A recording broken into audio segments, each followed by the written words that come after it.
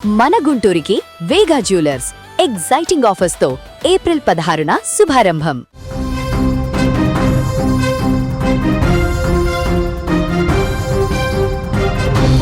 పశ్చిమాసియా నివురుగప్పిన అగ్ని జ్వాలలా రగిలిపోతోంది. ప్రపంచ చమురు రవాణాకు గుండెకాయ లాంటి హార్ముజ్ జలసంధి ఏ క్షణమైనా బద్దలయ్యే అగ్నిపర్వతంలా కనిపిస్తోంది.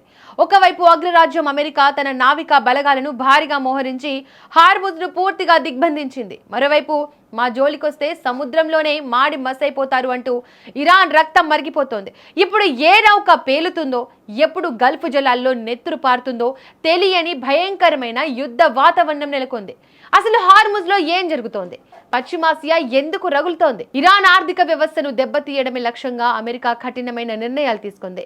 ఇరాన్ పోర్టులకు వెళ్లే నౌకల రాకపోకలను అగ్రరాజ్యం పూర్తిగా బంద్ చేసింది. హార్ముజ్ జలసంధిని చుట్టుముట్టిన అమెరికా నావికా దళం ఇరాన్ ఓడరేవులు తీర ప్రాంతాలకు వెళ్లే ప్రతి నౌకను ఎక్కడికక్కడ అడ్డుకుంటోంది. ఇందుకోసం మునుపెన్నడూ లేని స్థాయిలో భారీగా బలగాలను మోహరించింది. పరిస్థితులు ఇంతటితో ఆగిపోలేదు. ఇరాన్ తన మాట నిలబెట్టుకోలేదు. ఇక ఏ మాత్రం ఆలోచించొద్దు, సముద్రంలో మనకు ఎదురుపడే ఇరాన్ నౌకలను నిర్దాక్షిణ్యంగా పేల్చేయండి అంటూ అమెరికా అధ్యక్షుడు డొనాల్డ్ ట్రంప్ తన నావికా దళానికి సంచలన ఆదేశాలు జారీ చేశారు. ట్రంప్ ఆర్డర్స్ తో అమెరికా వార్షిప్స్ ఇరాన్ ను టార్గెట్ చేస్తూ బరిలోకి దిగాయి. మరోవైపు అమెరికా దూకుడుపై టెహ్రాన్ అత్యంత తీవ్రంగా స్పందించింది. తమ పోర్టులను బంధిస్తే చేతులు కట్టుకుని చూస్తూ ఊరుకునేది లేదని తేల్చి చెప్పింది. మా నౌకలను అడ్డుకుంటే గల్ఫ్లోని ఇతర దేశాల పోర్టులన్నింటికీ రాకపోకలు నిరోధిస్తాం, అవసరమైతే హార్ముజ్ జలసంధిని పూర్తిగా మూసేస్తామని అమెరికాకు ఇరాన్ పవర్ఫుల్ వార్నింగ్ ఇచ్చింది.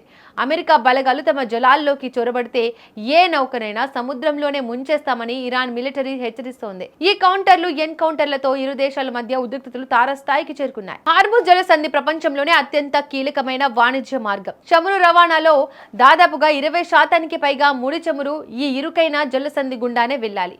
ఇప్పుడు అక్కడ అమెరికా ఇరాన్ నిజంగానే యుద్ధానికి దిగితే ప్రపంచవ్యాప్తంగా చమురు ధరలు ఆకాశాన్ని తాకడం ఖాయం.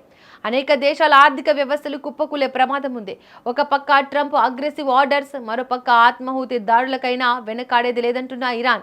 ఈ రెండు దేశాల ఆధిపత్య పోరుతో మొత్తం ప్రపంచమే బిక్కుబిక్కుమంటోంది.